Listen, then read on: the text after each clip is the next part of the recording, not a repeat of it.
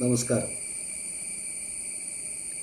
ഞാനിന്ന് നിങ്ങളുടെ മുന്നിലെത്തിയിരിക്കുന്നത് നാളെ ജൂൺ 14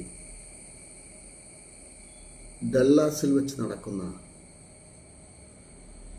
ബ്രഹ്മകുമാരീസ് യോഗം പഠിപ്പിക്കാൻ പോകുന്ന ഒരു കൂട്ടായ്മയെപ്പറ്റി ഒന്ന് സംസാരിക്കാൻ വേണ്ടിയാണ് ഞാൻ എത്തിയിരിക്കുന്നത്. ഇതിന് മോഡറേറ്ററായിട്ട് വരുന്നത് ഫിലിപ്പ ബ്ലാക്ക്ഹാം എന്ന ലേഡിയാണ്.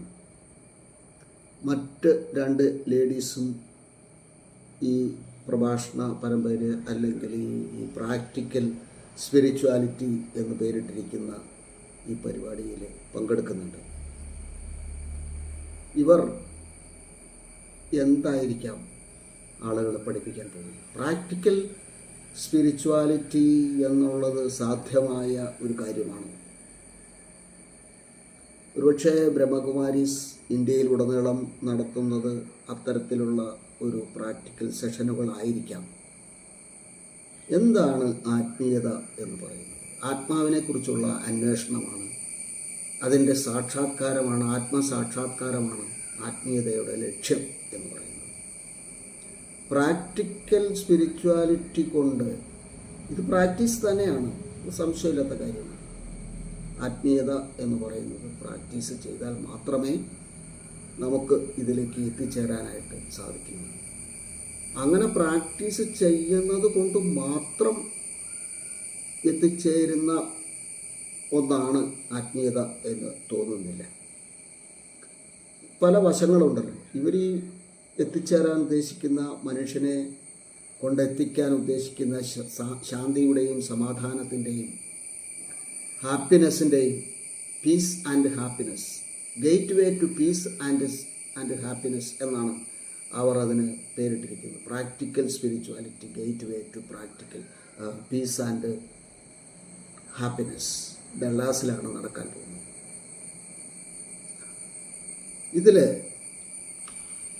ഇതിൽ പങ്കെടുക്കുന്ന ആളുകളെ നമുക്കൊന്ന് വിശകലനം ചെയ്യാം. ഫിലിപ്പ ബ്ലാക്ക്ഹാം ഇതിൻ്റെ മോഡറേറ്ററാണ്. റവറൻഡ് ഡെബ്ര ലൗഡിൻ മക്കാൻ, ആ ലേഡി ഇതിലൊരു പ്രഭാഷകയാണ്. Hadi Javed, president of human rights Dallas, അദ്ദേഹം ഇതിലൊരു പ്രഭാഷകനാണ്. Imam Marzooq Abdul Jami, president interfaith leader, അദ്ദേഹവും ഇതിലൊരു പ്രഭാഷകനാണ്. അതായത് പ്രാക്ടിക്കൽ സ്പിരിച്വാലിറ്റിയിൽ എങ്ങനെ പീസ് ആൻഡ് ഹാപ്പിനെസ്സിലേക്ക് എത്താനായിട്ട് സാധിക്കും, അതുവഴി എത്താനായിട്ട് സാധിക്കും എന്നെല്ലാം ആളുകൾക്ക് പ്രാക്ടീസ് കൊടുക്കുന്ന അല്ലെങ്കിൽ അവരെ പഠിപ്പിക്കുന്ന ഒരു വ്യക്തിത്വമാണ് അദ്ദേഹം.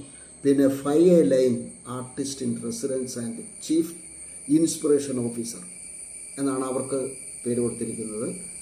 5A line. പിന്നെ പൗളീന ഹെൻറി, അവരും ഇതിൽ വരുന്നുണ്ട്, പങ്കെടുക്കുന്നുണ്ട്.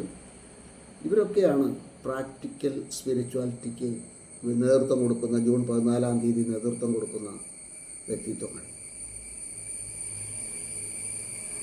ഈ ഹാഡി ജാവേദ് എന്നയാൾ അവിടെ ഒരു കമ്മ്യൂണിറ്റി ഗ്രൂപ്പ് ഫോം ചെയ്ത് ഹ്യൂമൻ റൈറ്റ്സിന് വേണ്ടിയൊക്കെ ഉള്ള പ്രവർത്തനങ്ങൾ ചെയ്യുന്ന ഒരു ആക്ടിവിസ്റ്റാണ് ഹാഡി ജാവേദ്.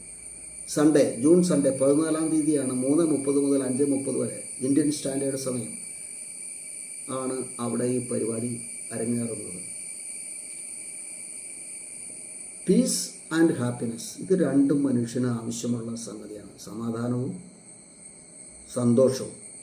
അതുതന്നെയാണല്ലോ സച്ചിദാനന്ദം എന്ന വ്യവഹാരം കൊണ്ട്, അല്ലെങ്കിൽ സച്ചിദാനന്ദം എന്ന ആ വാക്കുകൊണ്ട് നമ്മൾ അർത്ഥമാക്കുന്നത് സത്ത്, ചിത്ത്, ആനന്ദം.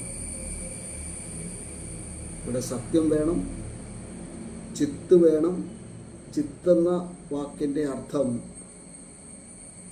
പാശ്ചാത്യ സംസ്കാരത്തിൽ നിന്നും ഉരുത്തിരിഞ്ഞു വന്ന മനസ്സ് എന്നുള്ള അർത്ഥത്തിലല്ല ചിത്ത് ഇവിടെ പ്രയോഗിച്ചിരിക്കുന്നത്, പിന്നീട് ആനന്ദം.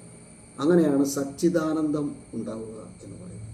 രാജയോഗത്തിലൂടെ കർമ്മയോഗം, ഭക്തിയോഗം, ജ്ഞാനയോഗം, രാജയോഗം, ഈ രാജയോഗത്തിലൂടെ ഇത് സാധ്യമാക്കാനായിട്ട് സാധിക്കും എന്നാണ് ബ്രഹ്മകുമാരീസ് ഉദ്ദേശിക്കുന്നത്. അവരുടെ ലക്ഷ്യവും അത് തന്നെയാണ്. അതുകൊണ്ടാണ് പ്രാക്ടിക്കലായിട്ടുള്ള ആത്മീയതയിലേക്ക് ഇവർ പോകാനായിട്ടുള്ള സാധ്യതകളും അങ്ങനെ പോകുന്നത് കൊണ്ട് ഗുണങ്ങളുണ്ട് എന്നവർ വിചാരിക്കുന്നതും അതുകൊണ്ടൊക്കെ തന്നെയാണ്.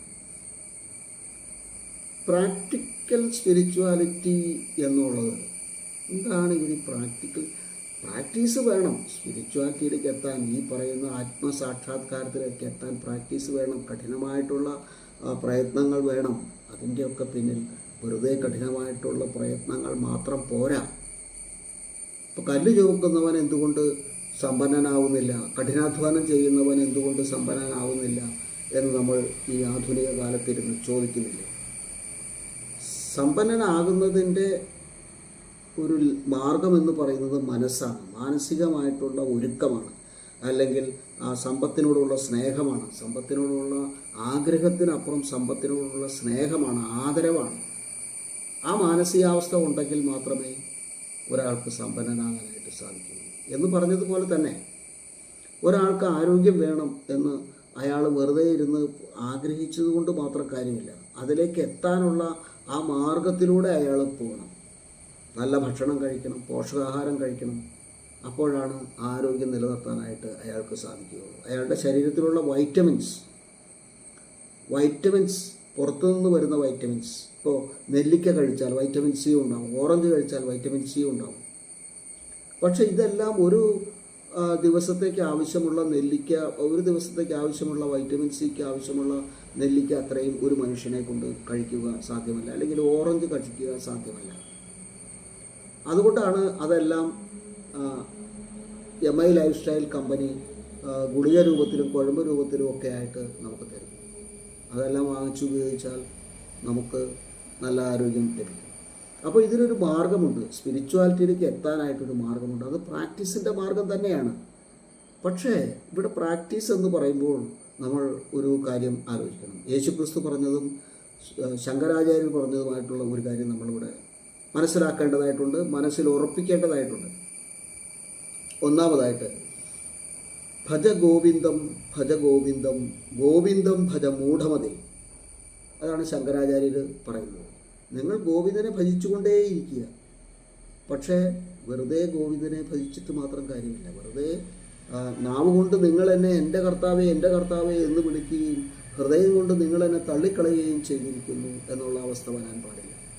ഇവിടെ പ്രാക്ടീസ് ചെയ്യുന്നതിനോടൊപ്പം ആ മനസ്സിലുള്ള ഒരുക്കം, ആത്മീയതയിലേക്ക് എത്തണമെന്നുള്ള ഒരുക്കം നഷ്ടപ്പെട്ടു പോയാൽ, ആ ഒരുക്കമില്ലാതെ പോയാൽ ഗോവിന്ദനെ ഭജിക്കുന്നത് മൂഢതയായി മാറും. നാരീ സ്തനഭര നാഭീദേശം, ആ ഭക്തൻ്റെ ആലോചനകൾ പോകുന്നത് അങ്ങനെയാണ്. നാവ് കൊണ്ട് ഭഗവാനെ പറ്റി പറയുന്നു, പ്രാർത്ഥിക്കുന്നു, വിളിക്കുന്നു. പക്ഷേ ഹൃദയം കൊണ്ട് അദ്ദേഹം വേറെ സ്ഥലങ്ങളിൽ, അദ്ദേഹത്തിൻ്റെ ബാങ്ക് ബാലൻസ്, അടുത്ത ദിവസം വരുന്നതിൻ്റെ കണക്ക്, അല്ലെങ്കിൽ നാരീ സ്തനഭര നാഭീദേശത്തെക്കുറിച്ചുള്ള ഓർമ്മകൾ, അല്ലെങ്കിൽ അതിനെക്കുറിച്ചുള്ള ആലോചനകൾ, ഇതൊക്കെ ആ ഭക്തനെ ഭഗവാനിൽ നിന്ന് അകറ്റുകയുള്ളൂ. ആ ലക്ഷ്യത്തിൽ നിന്ന്, ആത്മസാക്ഷാത്കാരം എന്ന ആ ലക്ഷ്യത്തിൽ നിന്ന് അകറ്റുകയുള്ളൂ. ഇവിടെ ഈ പ്രഭാഷകന്മാരിൽ വന്നിരിക്കുന്ന ഒരാളുടെ കാര്യം നോക്കുക. ഒരു ഇമാമാണ് അദ്ദേഹം, ഇമാം മർസൂഖ് അബ്ദുൾ ജാമി. ഇദ്ദേഹത്തിന് എന്താണ് പറയാനുള്ളത്? അദ്ദേഹം ഖുർആൻ വെച്ചിട്ടാണോ കാര്യങ്ങൾ സംസാരിക്കാൻ പോകുന്നത്? ഖുർആനിലുള്ള കാര്യങ്ങളാണോ ഇദ്ദേഹം സംസാരിക്കാനായിട്ട് പോകുന്നത്? അങ്ങനെയാണെങ്കിൽ തീർച്ചയായിട്ടും അത് പരാജയത്തിലേക്ക് പോകുള്ളൂ എന്നുള്ളതിനെക്കുറിച്ച് ഒരു തർക്കവുമില്ല. നമ്മൾ പല തവണ നമ്മൾ അതിനെക്കുറിച്ച് സംസാരിച്ചിട്ടുള്ളതാണ്. ഖുർആനിൽ എഴുതിയിരിക്കുന്ന കാര്യങ്ങൾ അന്യമത വിദ്വേഷമാണ് എന്നുള്ള കാര്യങ്ങൾ ഒക്കെ ആണ് അദ്ദേഹം പറയാൻ പോകുന്നത് എങ്കിൽ, അല്ലെങ്കിൽ അതിനെ മറച്ചു പിടിച്ചിട്ട് ഇതിലേക്കൊക്കെ എത്തിച്ചേരാം, ആത്മീയതയിലേക്ക് എത്തിച്ചേരാം എന്നൊക്കെയാണ് അദ്ദേഹം വിചാരിക്കുന്നതെങ്കിൽ അത് പാളുകയല്ലാതെ വേറെ വഴിയില്ല. പിന്നീട് നമ്മുടെ ഈ ഫിലിപ്പ ബ്ലാക്ക്ഹാം തന്നെ BBC-യുടെ ഒരു റിപ്പോർട്ടർ, സ്റ്റാഫ് റിപ്പോർട്ടറൊക്കെ ആയിരുന്നു. ആർക്കും വരാം, ആർക്കും ആത്മീയതയിലേക്ക് വരുന്നതിനൊന്നും ഒരു കുഴപ്പമില്ല, ആർക്കും വരാം. പക്ഷേ ആത്മീയതയിലേക്ക് വരുന്നതിന് മുമ്പ് നീ നിൻ്റെ കയ്യിലുള്ള വിലപ്പെട്ട മുത്തുകളെ എല്ലാം ഉപേക്ഷിച്ച് അതിലും വിലപ്പെട്ട ഒരു മുത്തിനെ തേടിയാണ് പോകുന്നത്. സ്വർഗരാജ്യം എന്ന് പറയുന്നത് അങ്ങനെയുള്ള രത്നവ്യാപാരിയെ പോലെ എന്ന് വളരെ വ്യക്തമായിട്ട് തന്നെ നമ്മളോട് പറഞ്ഞിട്ടുണ്ട് യേശുക്രിസ്തു.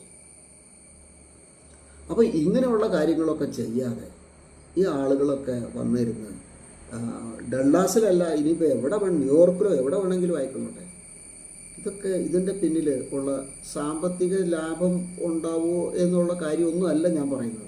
ഉണ്ടാവാതിരിക്കട്ടെ, അതെന്നെ സംബന്ധിച്ചുള്ള വിഷയമല്ല.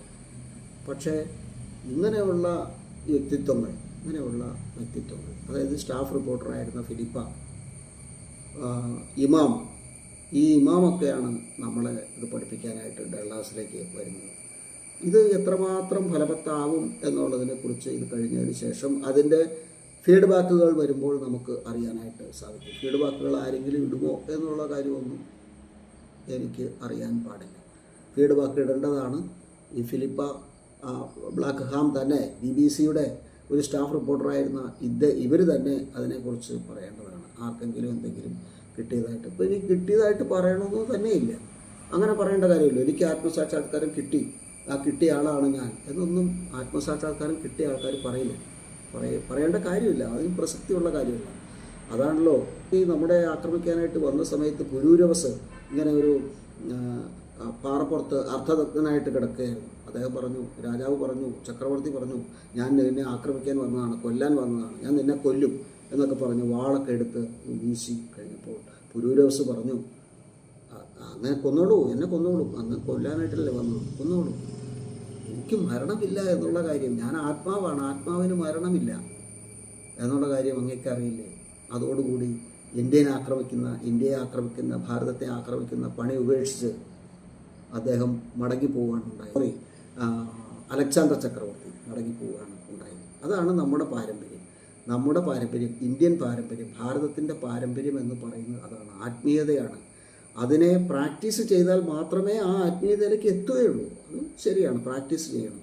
പക്ഷേ ആ പ്രാക്ടീസ് ചെയ്യുമ്പോൾ മനസ്സിലൊരു ഒരുക്കം വേണം. അതിനെക്കുറിച്ച് നമ്മൾ പറഞ്ഞു. ആ മനസ്സിലുള്ള ഒരുക്കം ഈ പ്രഭാഷകരിൽ ഇമാമിന് ഉണ്ടോ എന്നുള്ളതാണ് എൻ്റെ ചോദ്യം. ഇമാമിന് ഉണ്ടെങ്കിൽ നല്ലതാണ്. പക്ഷേ അദ്ദേഹം ഖുറാൻ്റെ വചനങ്ങൾ എടുത്തു വച്ചിട്ടാണ് ഇവിടെ സംസാരിക്കുക. ഖുറാനിൽ നല്ല കാര്യങ്ങളുണ്ട്, ഇല്ല എന്നൊന്നും അല്ല പറയുന്നത്, അതിൽ നല്ല കാര്യങ്ങളൊക്കെ ഉണ്ട്. പക്ഷെ അതിൽ മോശപ്പെട്ട കാര്യങ്ങളാണ് ഒരുപാട് എന്ന് അംബേദ്കറൊക്കെ പറഞ്ഞിട്ടുണ്ട്. മോശപ്പെട്ട കാര്യങ്ങളാണ്, ഹിന്ദു മതത്തിൽ നടക്കുന്ന അനീതിയേക്കാളും മോശപ്പെട്ടമായ അനീതിയുള്ള ഒരു മതമാണ് ഇസ്ലാം മതം എന്ന് അംബേദ്കർ പറഞ്ഞിട്ടുണ്ട്. അപ്പോൾ ഈ അവസ്ഥയിൽ ഇദ്ദേഹത്തിന് എന്ത് ചെയ്യാനായിട്ട് സാധിക്കും? എല്ലാവർക്കും പീസ് കൊടുക്കാൻ, സമാധാനവും ശാന്തിയും സന്തോഷവും കൊടുക്കാനായിട്ട് ഇവർക്ക് സാധിക്കുമെങ്കിൽ നല്ല കാര്യം തന്നെ. അങ്ങനെ സാധിക്കാൻ വേണ്ടി തന്നെയാണ് ഈ ലോകത്തിൽ നമ്മളെല്ലാവരും വന്നിരിക്കുന്നത്. മറ്റുള്ളവർക്ക് സമാധാനവും സന്തോഷവും ഒക്കെ കൊടുക്കാനാണ് നമ്മൾ തന്നെ വന്നിരിക്കുന്നത് അതിന് വേണ്ടിയിട്ടാണ് എന്നുള്ള കാര്യമാണ് എനിക്ക് ഇവിടെ പറയാനുള്ളത്.